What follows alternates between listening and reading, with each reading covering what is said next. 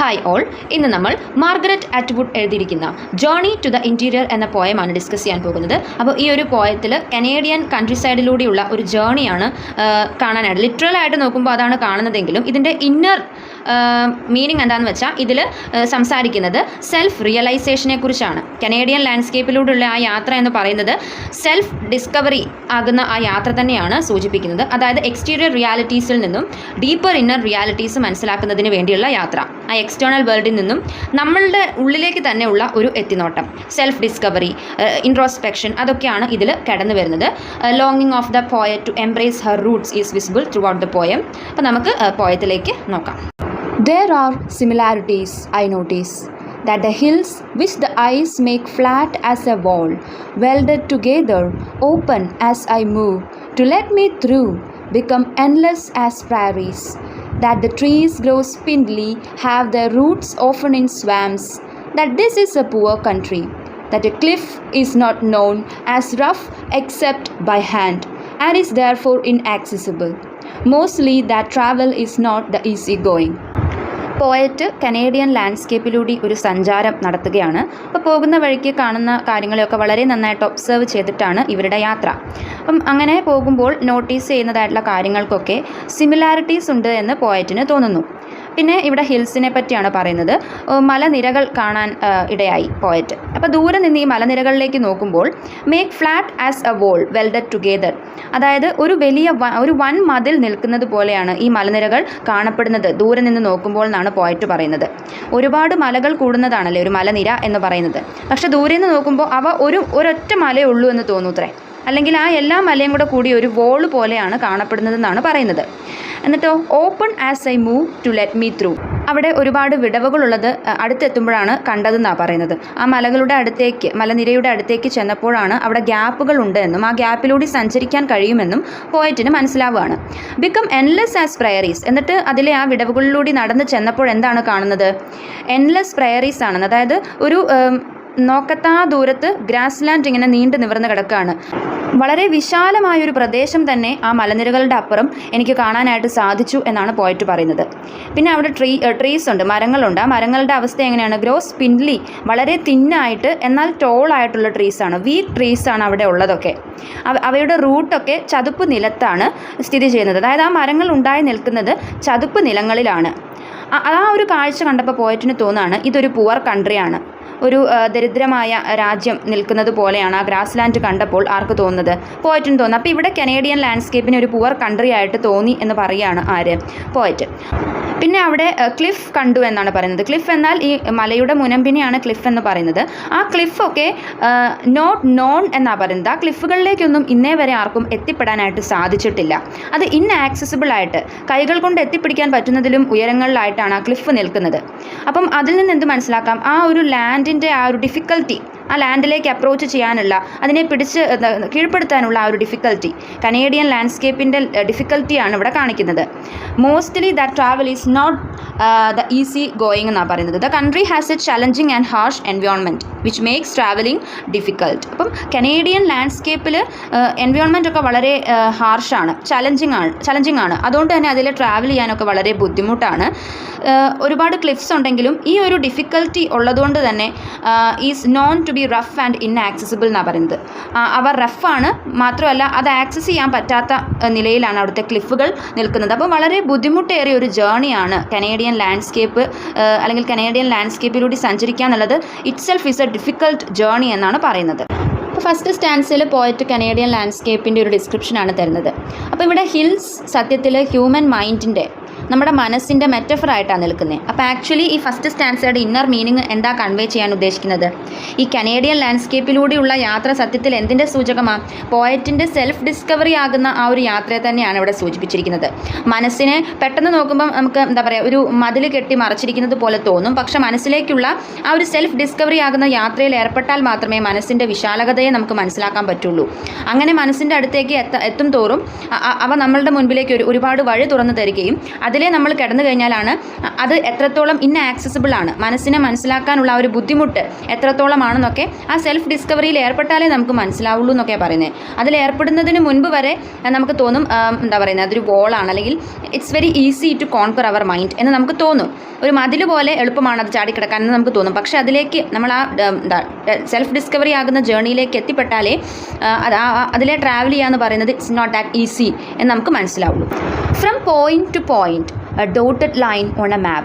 Location plotted on a square surface, but that I move surrounded by a tangle of branches, a net of air, and alternate light and dark at all times. That there are no destinations apart from this. അപ്പോൾ poet നമ്മുടെ Canadian ലാൻഡ്സ്കേപ്പിൽ കൂടെ ആ മലനിരകൾക്കിടയിലൂടെ ഇങ്ങനെ നടക്കുവാണല്ലോ. അപ്പോൾ first ഗ്ലാൻസിൽ ആ landscape എങ്ങനെയാണ് പോയറ്റിന് കാണപ്പെടുന്നത്? ഒരു മാപ്പിലെ ഡോട്ടഡ് പോയിൻറ്റ്സ് പോലെയാണ് കാണപ്പെടുന്നത്. അപ്പോൾ ഇവരിങ്ങനെ ഈ പോയറ്റ് ഇങ്ങനെ അതിൽ കൂടെ മൂവ് ചെയ്യുമ്പോൾ ആ മലനിരകൾക്കിടയിലൂടെ ഇങ്ങനെ മൂവ് ചെയ്യുമ്പോഴാണ് ഒരു പോയിന്റിൽ നിന്ന് മറ്റൊരു പോയിന്റിലേക്ക് ഷിഫ്റ്റ് ചെയ്യുന്നത് പോലെ ഇവർക്ക് ഇങ്ങനെ തോന്നുന്നത്. അപ്പോൾ ഇവർക്ക് എത്തിപ്പെടേണ്ട സ്ഥലം എന്ന് പറയുന്നത് ആ മാപ്പിലെ square plotted on the surface of the map എന്നാണ് പറയുന്നത്. ആ മാപ്പിൽ ഒരു സ്ക്വയർ ആകൃതിയിൽ ഒരു സ്ഥലം പ്ലോട്ട് ചെയ്തിട്ടുണ്ട്. അങ്ങോട്ടേക്കാണ് ഇവർക്ക് എത്തിച്ചെല്ലേണ്ടത്. പക്ഷേ ഇവർക്ക് അങ്ങോട്ട് എത്തിച്ചെല്ലാൻ സാധിച്ചു എന്നാണ് ഇവിടെ പറയുന്നത്? അല്ല. When she actually moves through the complex environment she surrounded by tangle of trees and their branches എന്നാണ് പറയുന്നത്. അവർ ആ സ്ക്വയർ പ്ലോട്ടഡ് സ്ഥലത്തേക്ക് പോകാനായിട്ട് ശ്രമിക്കുമ്പോൾ ആ ലാൻഡ്സ്കേപ്പിൻ്റെ കോംപ്ലക്സിറ്റി അവരെ അതിന് അനുവദിക്കുന്നില്ല. ഇവരിങ്ങനെ ടാങ്കിൾ ഓഫ് ട്രീസിൻ്റെയും അതിൻ്റെ ബ്രാഞ്ചസിൻ്റെ ഒക്കെ ഇടയിൽ ഇങ്ങനെ കുരുങ്ങിക്കിടക്കുന്ന അവസ്ഥയാണ്. അവിടെ ഇങ്ങനെ കുരുങ്ങി നിൽക്കുമ്പോഴും ആ ഷിഫ്റ്റിംഗ് ഓഫ് എയർ ഇവർക്ക് അനുഭവിക്കാൻ കഴിയുന്നുണ്ട്. Which alternates between light and dark. Light and dark ചിലപ്പോൾ രാവും പകലും ആയിരിക്കും കാണിക്കുന്നത്. അപ്പം ആ രാത്രിയും പകലും ഒക്കെ ഇങ്ങനെ വന്നു പോകുന്നതൊക്കെ ഇവർ അറിയുന്നുണ്ട് ആ ഷിഫ്റ്റിംഗ് ഓഫ് എയറിലൂടെ. അപ്പോൾ ആ ഒരു പ്ലേസിൽ നിൽക്കുമ്പോൾ പോയറ്റ് ചിന്തിക്കുന്ന എന്താ, അല്ലെങ്കിൽ പോയറ്റ് പറയുന്നത് എന്താ, ഇവിടെ സ്പെസിഫിക് ഡെസ്റ്റിനേഷൻസ് ഒന്നുമില്ല. അതായത് ഈ ഒരു ജേർണി, കനേഡിയൻ ലാൻഡ്സ്കേപ്പിലൂടെയുള്ള ഈ ഒരു ജേർണിയിൽ ഒരു പർട്ടിക്കുലർ ഡെസ്റ്റിനേഷൻ വെക്കാൻ നമുക്ക് സാധിക്കുമോ? ഇല്ല. ഡ്യൂ ടു ഇറ്റ്സ് കോംപ്ലക്സിറ്റി, ആ ഒരു ഡിഫിക്കൽറ്റി കൊണ്ട് നമുക്കൊരു പർട്ടിക്കുലർ ഡെസ്റ്റിനേഷൻ വെക്കാൻ പറ്റില്ല. അഥവാ ഒരു ഡെസ്റ്റിനേഷൻ ഉണ്ടെങ്കിൽ അവിടെ എത്തിപ്പെടാനും പറ്റില്ല. അപ്പോൾ എല്ലാ ജേർണിയും എങ്ങനെയാണെന്ന് ഇവർ പറഞ്ഞു വെക്കുന്നത്, അതൊരു എക്സ്പീരിയൻസ് ആണ്. ആ യാത്ര തന്നെ ഒരു എക്സ്പീരിയൻസ് ആയിട്ട് എടുക്കണം. അതിൽ നിന്നൊരു ഡെസ്റ്റിനേഷൻ നമ്മൾ പ്രതീക്ഷിക്കരുത് എന്നാണ് പറയുന്നത്, പ്രത്യേകിച്ച് കനേഡിയൻ ലാൻഡ്സ്കേപ്പിലൂടെ നടക്കുമ്പോൾ. അപ്പോൾ ഇവിടെ പോയിട്ട് പറയാൻ ഉദ്ദേശിക്കുന്ന ഇത്രയേ ഉള്ളൂ. നമ്മൾ ആ ഒരു സെൽഫ് ഡിസ്കവറിയിലേക്കുള്ള ആ ഒരു യാത്രയിൽ നമുക്ക് ആദ്യം തോന്നും ഇതൊരു സ്ട്രെയിറ്റ് ഫോർവേഡ് ആയിട്ടുള്ള യാത്രയാണെന്ന്. നേരത്തെ പ്രഡിക്റ്റ് ചെയ്ത് വെച്ചിരിക്കുന്ന ഒരു മാപ്പിൽ നേരത്തെ പ്രഡിക്റ്റ് ചെയ്ത് വെച്ചിരിക്കുക എന്നോണം മാർക്ക് ചെയ്തേക്കുന്ന പോയിൻറ്റ്സിലൂടെ നമ്മൾ നടന്നു പോകുന്നത് പോലെ നമ്മുടെ മനസ്സിലേക്ക് ഇറങ്ങി ചെല്ലാനും പ്ലോട്ടഡ് ലൈൻസ് ഉണ്ട്. അതിൽ കൂടെയൊക്കെ നടന്നാൽ നമുക്ക് പെട്ടെന്ന് മനസ്സിനെ മനസ്സിലാക്കാൻ പറ്റുന്നൊക്കെ സെൽഫ് ഡിസ്കവറിയുടെ തുടക്കം നമുക്ക് തോന്നും. പക്ഷേ അതിലേക്ക് കൂടുതൽ നടന്നെടുക്കുമ്പോഴാണ് അത് മൾട്ടി ഡയമെൻഷനൽ ആണ് എന്ന് നമുക്ക് മനസ്സിലാവുക. ഹ്യൂമൻ മൈൻഡ് അത്രയ്ക്ക് സ്ട്രെയിറ്റ് ഫോർവേഡ് അല്ല. ഒരുപാട് ഇപ്പോൾ ഈ ട്രീസും ടാങ്കിൾഡ് ട്രീസും ബ്രാഞ്ചസും ഒക്കെ ഉള്ളതുപോലെ ഒരുപാട് ഡിസ്ട്രാക്ഷൻസ് അല്ലെങ്കിൽ നമ്മളെ റീഡയറക്ഷൻസ് ഒരുപാടെണ്ണം ഉണ്ടെന്നാണ് പറയുന്നത്. അപ്പം സെൽഫ് ഡിസ്കവറി ഇറ്റ് സെൽഫ് അതൊരു ഈസി ടാസ്ക് അല്ല. ടാങ്കിൾ ഓഫ് ബ്രാഞ്ചസ് സിംബലൈസ് ചെയ്യുന്നത് നമ്മുടെ ആ ഷിഫ്റ്റിംഗ് തോട്ട്സിനെയും എക്സ്പീരിയൻസസിനെയും ഒക്കെയാണ്. അപ്പോൾ ഇവിടെ ഓൾട്ടർനേറ്റിംഗ് ലൈറ്റ് ആൻഡ് ഡാർക്ക് എന്ന് പറയുന്നുണ്ടല്ലോ, അതിനെ നമുക്ക് പല രീതിയിൽ ഇൻ്റർപ്രറ്റ് ചെയ്യാം. രാവും പകലുമായിട്ട് ഇൻ്റർപ്രറ്റ് ചെയ്യാം. Good and bad experiences, thoughts, അങ്ങനെ നമുക്ക് ഇൻ്റർപ്രറ്റ് ചെയ്യാം. അതല്ലെങ്കിൽ കോൺസ്റ്റൻറ്റ് ഷിഫ്റ്റിംഗ് ഓഫ് ഇമോഷൻസ്, അങ്ങനെയും നമുക്ക് കാണാനായിട്ട് പറ്റും. അപ്പോൾ ഈ ഒരു സ്റ്റാൻസിൽ പോയിട്ട് പറയാൻ ഉദ്ദേശിക്കുന്നത് there is no destination at the end of self discovery. Self ഡിസ്കവറിയിൽ നമുക്കൊരു പർട്ടിക്കുലർ ഡെസ്റ്റിനേഷൻ ഇല്ല. ഈ കനേഡിയൻ ലാൻഡ്സ്കേപ്പിൽ കൂടെ നടക്കുമ്പോൾ ഒരു ഡെസ്റ്റിനേഷൻ ഇല്ലാത്തതുപോലെ സെൽഫ് ഡിസ്കവറിയും ഭയങ്കര ബുദ്ധിമുട്ടാണ്. അവിടെ നമുക്കൊരു പർട്ടിക്കുലർ ഡെസ്റ്റിനേഷൻ വെക്കാൻ പറ്റില്ല. പിന്നെ എന്താണ് സെൽഫ് ഡിസ്കവറി? അതൊരു ഓൺ ഗോയിങ് പ്രോസസ്സാണ്. ആ സെൽഫ് ഡിസ്കവറി എന്ന് പറയുന്നത് തന്നെ എന്താ പറയുന്നത്, ഒരു contributing to the overall experience of human life എന്നാണ് പറയുന്നത്. നമ്മുടെ ജീവിതത്തിൻ്റെ നമുക്ക് കിട്ടിയേക്കുന്ന അനുഭവങ്ങളെയൊക്കെ ഒന്ന് വിശകലനം ചെയ്യുക. അതൊരു ഓൺ ഗോയിങ് പ്രോസസ്സാണ്. അത് അതിൽ തന്നെ ഡിവൈനാണ്. അതിനൊരു പർട്ടിക്കുലർ ഡെസ്റ്റിനേഷൻ വെക്കാൻ പറ്റില്ല എന്നാണ് പറഞ്ഞു നിർത്തുന്നത്. There are differences, of course. The lack of reliable charts. More important, the distraction of small details. Your shoe among the brambles under the chair, where it shouldn't be. Loosened white mushrooms and a paring knife on the kitchen table. A sentence crossing my path, sodden as a fallen log. I'm sure I passed yesterday. പിന്നെ ഇവിടെ പറയുന്നത് there R differences എന്നാണ്. ഈ Canadian ലാൻഡ്സ്കേപ്പിലൂടെ നടക്കുമ്പോൾ നമ്മൾ ചിന്തിക്കുന്നതിൽ നിന്നും വ്യത്യസ്തമായ ഒരുപാട് അനുഭവങ്ങൾ നമുക്ക് നേരിടേണ്ടി വരും. അതിലൊന്നെന്താണ്? Lack of reliable charts. ഈ ലാൻഡ്സ്കേപ്പിൻ്റെ യഥാർത്ഥ രൂപമൊക്കെ കാണിക്കുന്ന ഒരു നല്ല മാപ്പോ അല്ലെങ്കിൽ ഒരു ഗൈഡൻസോ ഒന്നും നമുക്ക് കിട്ടാനില്ല. ഏതിലേ പോയാൽ എവിടെ എത്തും എന്നൊന്നും പറഞ്ഞു തരാൻ എന്താ പറയുന്നത് ചാർട്ട്സ് ഒന്നും അവൈലബിൾ അല്ല. അതുകൊണ്ട് തന്നെ വഴി തെറ്റാനുള്ള എല്ലാ സാധ്യതകളും ഉണ്ട്. രണ്ടാമത്തെ ഡിഫറൻസ് എന്താണ്? Distractions of small details. ചെറിയ കാര്യങ്ങൾ വരെ നമ്മളെ ഒരുപാട് ഡിസ്ട്രാക്റ്റ് ചെയ്യും എന്നാണ് പറയുന്നത്. ചെറിയ കാര്യങ്ങൾ നമ്മുടെ ശ്രദ്ധ തിരിക്കാൻ ഒരുപാടുണ്ട് ഈ ലാൻഡ്സ്കേപ്പിൽ. എന്തുപോലെ? ഈ സ്ഥലം മാറ്റി വെച്ചേക്കുന്ന ഷൂസ് പോലെ, മഷ്റൂംസ് പോലെ, അടുക്കളയുടെ ടേബിളിലിരിക്കുന്ന പെയറിംഗ് നൈഫ് പോലെ, അങ്ങനെ ചെറിയ ചെറിയ കാര്യങ്ങളിലേക്ക് നമ്മുടെ ഫോക്കസ് ഒതുങ്ങുന്നു. വലിയ വലിയ കണ്ടെത്തലുകൾ, വലിയ വലിയ സ്ഥലങ്ങളൊക്കെ കണ്ടെത്താനുള്ള ആ ഒരു യാത്രയിൽ ചെറിയ കാര്യങ്ങൾ നമ്മുടെ ഫോക്കസ് ഡിസ്ട്രാക്ട് ചെയ്യുകയും അത് നമ്മുടെ യാത്രയ്ക്ക് തടസ്സമാകുകയും ചെയ്യും. അങ്ങനെ പോകുന്ന സമയത്തിൽ ഒരു സെൻറ്റൻസ് കണ്ടു എന്നാണ് പറയുന്നത്, ഒരു വാചകം കണ്ടു. അതെന്തുപോലെയായിരുന്നു? ഒരു സോഡൻ ആസ് എ ഫോളൻ ലോഗ്, അതുപോലെ ഇവിടെ പറയുന്നത്. അതായത് കുതിർന്ന ഒരു മരത്തടി പോലത്തെ ഒരു വാചകം, ഒരു സെൻറ്റൻസ് ഞാൻ പാസ് ചെയ്തു എന്നാണ് പറയുന്നത്. അങ്ങനെയാണ് എനിക്ക് വായിച്ചിട്ട് മനസ്സിലായേ. അപ്പം ഇവിടെ പോയറ്റിന് തോന്നുകയാണ്, ഇതേ സ്ഥലം ഞാൻ ഇന്നലെ പാസ് ചെയ്തതാണല്ലോ, ഇന്നലെ ഞാൻ ഇതേ സ്ഥലം ഇതേ വാചകം കണ്ടിരുന്നു, അപ്പോൾ എനിക്ക് വഴി തെറ്റിക്കാണും. അപ്പോൾ പോയറ്റിന് വഴി തെറ്റിപ്പോയി. ഒരു പ്രോപ്പർ ഗൈഡൻസ് ഇല്ലാത്തത് കൊണ്ടും ചെറിയ ചെറിയ കാര്യങ്ങളിൽ ഡിസ്ട്രാക്ഷൻസ് അനുഭവപ്പെട്ടത് കൊണ്ടും പോയറ്റിന് കനേഡിയൻ ലാൻഡ്സ്കേപ്പിൽ എത്തേണ്ട സ്ഥലത്തേക്കുള്ള വഴി തെറ്റിപ്പോയി. അപ്പോൾ എന്നിട്ട് സൈക്ലിക് മോഷനിലാണ് ഇപ്പോൾ മൂവ് ചെയ്തുകൊണ്ടിരിക്കുന്നത്. ഇന്നലെ കടന്നു വന്ന അതേ സ്ഥലത്തേക്ക് വീണ്ടും ചെല്ലുന്നു, പിന്നെ കുറച്ച് നടക്കുന്നു, അതേ സ്ഥലത്തേക്ക് പിന്നെയും ചെല്ലുന്നു. അങ്ങനെ ഒരു മൂവ്മെൻ്റാണ്. ഫ്യൂച്ചറിലേക്ക് വലിയ പ്രോഗ്രസ് ഒന്നുമില്ല. പാസ്റ്റിലും പ്രസൻറ്റിലും കടന്ന് ഇങ്ങനെ മൂവ് ചെയ്തുകൊണ്ടേ ഇരിക്കുകയാണെന്നാണ് പറയുന്നത്. അപ്പോൾ ഇവിടെ സെൽഫ് ഡിസ്കവറിയിലേക്കുള്ള ആ യാത്രയുടെ ഡിഫറൻസസിനെ ഇവിടെ കാണിക്കുന്നത് എന്താണെന്ന് വെച്ചാൽ, നമുക്കൊരു പ്രോപ്പർ ഗൈഡൻസ് തരാൻ ആരും ഉണ്ടാവില്ല. മാത്രമല്ല വലിയ വലിയ സത്യങ്ങളൊക്കെ കണ്ടെത്താനുള്ള ആ ഒരു യാത്രയിൽ ചെറിയ ചെറിയ തോട്ട്സ് നമ്മളെ ഡിസ്ട്രാക്ട് ചെയ്യുന്നു. നമുക്ക് കോൺസെൻട്രേറ്റഡ് ആയിട്ട് സെൽഫ് ഡിസ്കവറി ചെയ്യാനായിട്ട് പറ്റില്ല. മാത്രമല്ല ചിലപ്പോൾ ഇങ്ങനെ സെൽഫ് ഡിസ്കവറിയുടെ യാത്രയിൽ നമുക്കൊരു പ്രോഗ്രസ് ഒന്നും അനുഭവപ്പെടില്ല. നാം പിന്നിട്ട ചില അനുഭവങ്ങളും ചിന്തകളും ഒക്കെ നമ്മളിങ്ങനെ ഹോണ്ട് ചെയ്യും. എന്നിട്ട് അവിടെ തന്നെ നിൽക്കുക, നമ്മൾ മൂവ് ഓൺ ചെയ്യാൻ പറ്റാത്ത അവസ്ഥ, ചില ചിന്തകളിൽ തളം കെട്ടി നിൽക്കുന്ന ഒരു അവസ്ഥ പോലെ അങ്ങനെ തോന്നുന്നു. അതായത് നമ്മൾ എന്താ പറയുന്നത്, വീണ്ടും വീണ്ടും ഒരേ കാര്യങ്ങൾ ചിന്തിച്ച് മുന്നോട്ട് പോകാൻ പറ്റാത്ത അവസ്ഥയിൽ എത്തൂത്രേ. അങ്ങനെ സെൽഫ് ഡിസ്കവറി വളരെ ദുർഘടം പിടിച്ച ഒന്നാണെന്നാണ് പറയുന്നത്. ആ ഒരു കോംപ്ലക്സിറ്റി, അതിനെയൊക്കെ ആ സെൽഫ് ഡിസ്കവറി എന്ന് പറയുന്നതിൽ ഉള്ള കോംപ്ലക്സിറ്റീസ്, ഡിഫിക്കൽട്ടീസ്, ഒബ്സ്റ്റക്കിൾസ്, ഡിസ്ട്രാക്ഷൻസ്, അതിനെയൊക്കെയാണ് ഈ സ്റ്റാൻസയിലൂടെ കാണിക്കുന്നത്. Have I been walking in circles again. അപ്പോൾ കഴിഞ്ഞ ആ സ്റ്റാൻസയുടെ ഒരു കണ്ടിന്യൂഷനാണ് ഇവിടെ.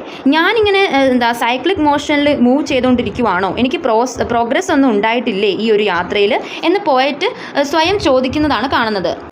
But mostly the danger. Many have been here, but only some have returned safely. A compass is useless, also trying to take directions from the movements of the sun, which are erratic, and words here are as pointless as calling in a vacant wilderness. Whatever I do, I must keep my head.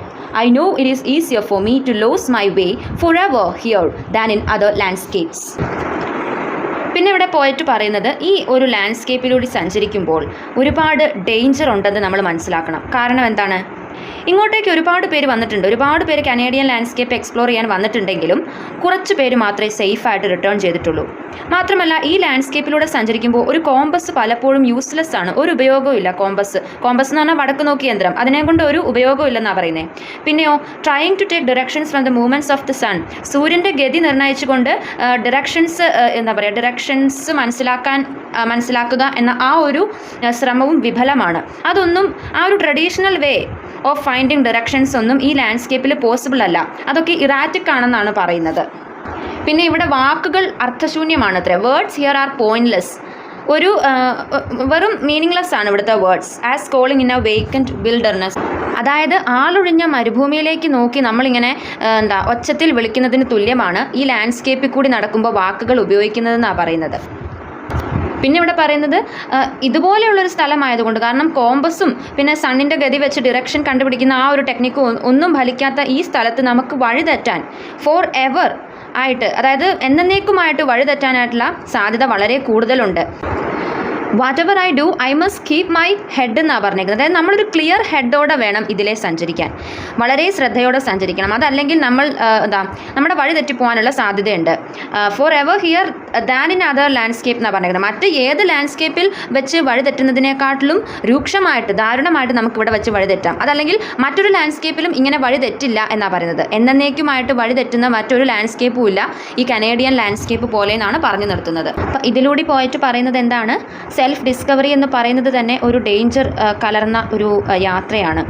പലരും self ഡിസ്കവറിയിലേക്ക് ഉള്ള യാത്രയിൽ പോയിട്ടുണ്ടെങ്കിലും എല്ലാവരും ഒന്നും സേഫായിട്ട് succeed ചെയ്ത് return ചെയ്തിട്ടില്ലെന്നാണ് പറയുന്നത്. അതായത് എല്ലാവർക്കും ഒന്നും ആ സെൽഫ് ഡിസ്കവറിയിൽ പൂർണ്ണത കൈവരിക്കാനായിട്ട് കഴിഞ്ഞിട്ടില്ല. അപ്പം ഈ ഒരു ജേർണിയിൽ കോമ്പസോ അല്ലെങ്കിൽ സണ്ണിനെ ഫോളോ ചെയ്യുന്നതോ ഒക്കെ ഇറാറ്റിക്കാണ്, അതായത് അൺപ്രഡിക്റ്റബിൾ ആണ്. അതുകൊണ്ടൊന്നും ഒരു കാര്യമില്ല. മാത്രമല്ല വാക്കുകൾ ഉപയോഗിക്കാനും പറ്റില്ല. ഈ മനസ്സിലേക്കുള്ള ജേർണി എന്ന് പറയുമ്പോൾ നാം നമ്മെ തന്നെ മനസ്സിലാക്കാൻ ശ്രമിക്കുകയല്ലേ. അപ്പോൾ അവിടെ വാക്കുകൾക്ക് പ്രസക്തി ഇല്ലെന്നാണ് പറയുന്നത്. നമ്മുടെ ആ ഒരു അകക്കണ്ണിനാണ് അവിടെ പ്രാധാന്യം. വാക്കുകൾ നമ്മൾ ഉച്ചരിക്കുകയാണെങ്കിൽ അത് ആളൊഴിഞ്ഞ മരുഭൂമിയിലേക്ക് ചുമ്മാ എന്തോ പറയുന്നത് പോലെ ഇരിക്കുള്ളൂ. ആരും കേൾക്കാനൊന്നുമില്ല, നമ്മളെ ഗൈഡ് ചെയ്യാനും ആരുമില്ല. അപ്പോൾ നമ്മൾ വാക്കുകൾ പറയുന്നതും പോയിന്റ്ലെസ് ആണ്. നമുക്ക് എന്തേ ചെയ്യാൻ പറ്റുള്ളൂ? ഒരു ക്ലിയർ ഹെഡ് വെച്ചിട്ട്, അതായത് മനസ്സിനെ ക്ലിയർ ആക്കിക്കൊണ്ട്, ശാന്തമാക്കിക്കൊണ്ട്, വളരെ കോൺസെൻട്രേറ്റ് ചെയ്ത് ശ്രദ്ധയോടെ ഈ സെൽഫ് ഡിസ്കവറിയിലേക്ക് എൻഗേജ് ചെയ്യുക എന്ന കാര്യം മാത്രമേ നമുക്ക് ചെയ്യാനുള്ളൂ. വളരെ ശ്രദ്ധാലുവായിരിക്കണം ഈ ഒരു യാത്രയിൽ. എങ്കിൽ മാത്രമേ നമുക്ക് വഴി തെറ്റാതെ ഇരിക്കുള്ളൂ. മറ്റ് ഏത് സ്ഥലത്ത് വെച്ചും നമുക്ക് എന്താ പറയുക, വഴി തെറ്റാതിരിക്കാൻ ഒരുപാട് കാര്യങ്ങൾ നമുക്ക് യൂസ് ചെയ്യാം. മാപ്പ് യൂസ് ചെയ്യാം, കോമ്പസ് യൂസ് ചെയ്യാം. പക്ഷേ സെൽഫ് ഡിസ്കവറിയിൽ മാത്രം ഇതുകൊണ്ടൊന്നും ഒരു ഉപകാരം ഇല്ലാത്തതുകൊണ്ട് നമ്മൾ സ്വയം ശ്രദ്ധയോടെ ഈ ഒരു യാത്രയിലേക്ക് ഇറങ്ങിത്തിരിക്കുക. അപ്പോൾ നമുക്ക് സേഫായിട്ട് റിട്ടേൺ ചെയ്യാൻ പറ്റുമെന്ന് പറഞ്ഞിട്ടാണ് നമ്മുടെ പോയറ്റ് ഈ ഒരു പോയം നിർത്തുന്നത്. അപ്പം മൈൻഡിനെ മനസ്സിലാക്കാനുള്ള ആ ഒരു ജേർണിയിൽ അടങ്ങിയിരിക്കുന്ന കോംപ്ലക്സിറ്റീസ് എന്തൊക്കെയാണെന്നാണ് കനേഡിയൻ ലാൻഡ്സ്കേപ്പിനെ വെച്ചുകൊണ്ട്, ആ ഹിൽസിനെ മെറ്റഫറാക്കി വെച്ചുകൊണ്ട് ഇവിടെ പോയറ്റ് പറയുന്നത്. മനസ്സിലായി എന്ന് പ്രതീക്ഷിക്കുന്നു. അപ്പോൾ അത്രയേ ഉള്ളൂ.